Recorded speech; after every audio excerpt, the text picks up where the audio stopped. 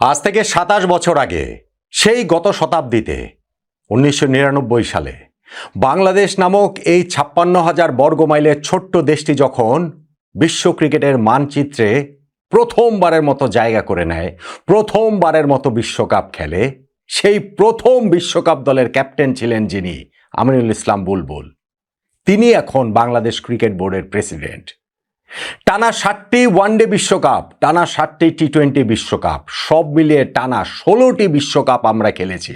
তারপরে এবার আমরা বিশ্বকাপ খেললাম না, সেটাও ক্রিকেটীয় কারণে না। অথচ Bangladesh cricket board president Aminul Islam Bulbul বলছেন এইবারের বিশ্বকাপ যে বাংলাদেশ খেলেনি, সেইখানে তিনি বাংলাদেশ ক্রিকেট বোর্ডের কোনো ব্যর্থতা দেখেন না। কতটা নির্লজ্জ, বেহায়া হলে এরকম কথা বলা যায়। আমি নিজেও এই কথাটা বলতে গিয়ে নিজের কাছে ভীষণ রকমের ছোট হয়ে যাচ্ছি। যদি ন্যূনতম আত্মসম্মান বোধ থাকতো তাহলে বিসিবি প্রেসিডেন্টের পদটা থেকে পদত্যাগ করতেন আমিনুল ইসলাম বুলবুল। মিডিয়া ডেকে ডেকে ইন্টারভিউ দিয়ে নিজের এই ঘৃণ্য কর্ম জাস্টিফাই করার চেষ্টাটা তিনি করতেন না। আমিনুল ইসলাম বুলবুল যখন বাংলাদেশ ক্রিকেট বোর্ড প্রেসিডেন্ট, সেই সময়টাতে বাংলাদেশ বিশ্বকাপ খেলেনি। আমাদের বিসিবির ইতিহাসের সবচেয়ে জঘন্য ক্রিকেট বোর্ড হিসাবে এইটা পরিগণিত হবার জন্য এতটুকুই যথেষ্ট।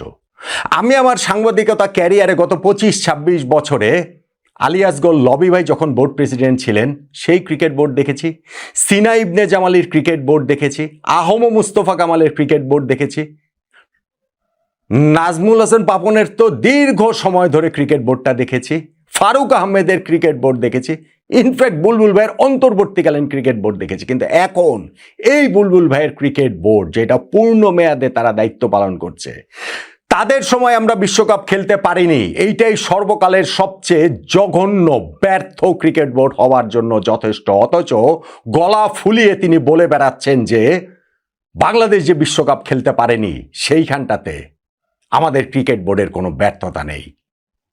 আমি মেনে নিচ্ছি সব ব্যর্থতা সরকারের, আমি মেনে নিচ্ছি না সব ব্যর্থতা সরকারের। কারণ আপনি যদি এইখানে গার্ডস দেখিয়ে পদত্যাগ করতেন, সরকারের এই সিদ্ধান্ত আমরা মানলাম না, বাংলাদেশ একটা টি-20 বিশ্বকাপ কি কারণে খেলবে না? আমি এই বাংলাদেশকে বিশ্বকাপে ক্যাপ্টেন্সি করেছি প্রথম যখন তারা খেলেছে, আমার সময় যখন আমি ক্রিকেট বোর্ড প্রেসিডেন্ট, তখন বাংলাদেশ বিশ্বকাপ খেলবে না, এটা আমি মানতে পারলাম না।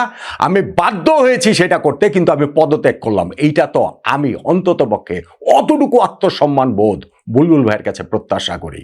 অথচ তিনি কি অবলীলায় এইটাকে গর্ব হিসাবে বলে বেড়াচ্ছেন, কি অবলীলায় তিনি ভারতের বিপক্ষে ম্যাচ খেলতে যে পাকিস্তানকে রাজি করিয়েছেন সেইটা বলে বেড়াচ্ছেন, কি অবলীলায় তিনি বলে বেড়াচ্ছেন যে বাংলাদেশের এইখান থেকে ক্রিকেটের কি কি লাভ হয়ে যাচ্ছে। হ্যাঁ, মাঝে মাঝে দুঃখের কথা বলছেন, কষ্টের কথা বলছেন, সেইটা দিয়ে আমাদেরকে আরো বেশি বিভ্রান্তকে তিনি করছেন না? বলেন তো দেখি। দেখেন, আমি একটা ভিডিও করেছিলাম যে বাংলাদেশ ক্রিকেট পড়ে গেছে একদল মিথ্যুক, বাটপার, ভণ্ড, জোচ্চর, ঠক, অসৎ, শট লোকদের পাল্লায়, এবং তারা মিলেই আমাদেরকে এই একটা বিশ্বকাপ খেলতে দেয়নি। মহাকাল তাদের বিচার করবে, বাংলাদেশ ক্রিকেট তাদের ক্ষমা করবে না, কারো কোনো ক্ষমা নেই। এখন যে কাদা ছোড়াছুড়ি শুরু হয়েছে, সেই কাদা ছোড়াছুড়ির শেষে আমরা প্রকৃত সত্যটা বুঝতে পারবো। কিন্তু সব সময় এই দায়টা তাদেরকে নিতে হবে, এই দায় থেকে তাদের কোনো মুক্তি নেই, এই কলঙ্ক থেকে তাদের কোনো মুক্তি নেই। বাংলাদেশ সরকারের যুব ক্রীড়া মন্ত্রণালয়ের উপদেষ্টা ডক্টর আসিফ নজরুল, তিনি যেটা বলেছিলেন যে এই মাত্র 19 দিনের ব্যবধানে নিজের অবস্থানটা পুরোপুরি পল্টি মেরে দিয়েছিলেন।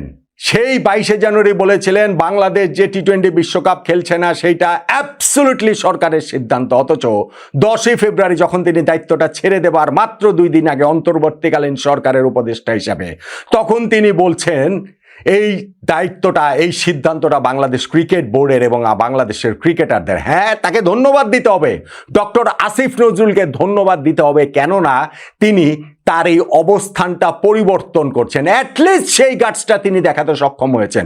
তাতেও অবশ্য তার কিংবা তাদের মতো যারা রয়েছেন তাদের ক্ষমা নেই, কিন্তু তিনি অ্যাটলিস্ট বলতে পেরেছেন যে এই সিদ্ধান্তটা তার সরকারের।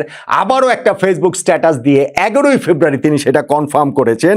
আমি তার সেই স্ট্যাটাসটা আপনাদেরকে একটুখানি পড়ে শোনাই, তাহলে ব্যাপারটা আপনাদের কাছে একটুখানি ক্লিয়ার হবে। যেইখানটাতে তিনি বলছেন যে বাংলাদেশ ক্রিকেট দলের গতকাল একটি অনুষ্ঠান শেষে সাংবাদিকদের সাথে আমার বিভিন্ন প্রসঙ্গে আলাপ হয়। এক পর্যায়ে আমাকে প্রশ্ন করা হয় বিশ্বকাপ খেলার সিদ্ধান্ত নিয়ে কোনো আক্ষেপ আছে কিনা। আমি বলেছি আক্ষেপের প্রশ্নই আসে না। এরপর আমি যা বোঝাতে চেয়েছি তা আমার কথার প্রেক্ষিত এবং অন্তর্গত বার্তাকে উপলব্ধি না করে উপস্থাপিত হবার কারণে কিছুটা বিভ্রান্তির সৃষ্টি হয়েছে। কিছুটা বিভ্রান্তি? আপনার অন্তর্গত বক্তব্যটা কি? আপনি তো বলেছেন যে এই সিদ্ধান্তটা সরকারের না, এই সিদ্ধান্তটা বাংলাদেশ ক্রিকেট বোর্ডের এবং বাংলাদেশের ক্রিকেট খেলোয়াড়দের। তারপরে তিনি এইখানটাতে বলছেন আমি জানুয়ারি মাসের শুরু থেকেই বিভিন্ন বক্তব্য স্পষ্টভাবে জানাই যে নিরাপত্তা ঝুঁকির কথা বিবেচনা করে ভারতে বিশ্বকাপ না খেলাটা সরকারের সিদ্ধান্ত। আমি অবশ্যই আমার এই বক্তব্যে অটল আছি। গতকাল বিশ্বকাপ বর্জনের সিদ্ধান্ত কার নেয় এটি কোনো আলোচ্য বিষয় ছিল না, এনে কোনো প্রশ্ন ছিল না, ব্লা ব্লা ব্লা, এরপর অনেক কিছু। কিন্তু তিনি ওইটা বলেছেন, অ্যাটলিস্ট তিনি স্ট্যান্ড করেছেন যে না ঠিক আছে এটা সরকারের সিদ্ধান্ত, সরকারের সিদ্ধান্তেই আমরা বিশ্বকাপ খেলিনি। কিন্তু আমাদের cricket board president Aminul Islam বুলবুল ভাই এই বিশ্বকাপ না খেলার যে জাস্টিফিকেশনের জায়গাগুলো দাঁড় করাচ্ছেন সেটা কি কোনোভাবে গ্রহণযোগ্য? আমাকে একটু বলেন তো দেখি। তিনি যেমন ওইটা বলেছেন যে বাংলাদেশ ক্রিকেট বোর্ডের এই ক্ষেত্রে কোনো কিছুই করণীয় ছিল না, এইটা অ্যাবসলিউটলি সরকারের সিদ্ধান্ত। বিডি ক্রিক টাইমকে তিনি একটা ইন্টারভিউতে বলেছেন যে খেলা হলো না কিন্তু সেটা ক্রিকেট বোর্ডের কোনো ব্যর্থতা ছিল না সেখানে, because we have to listen to our government. Fair enough, আপনাদের গভর্নমেন্টের কথা শুনতে হবে।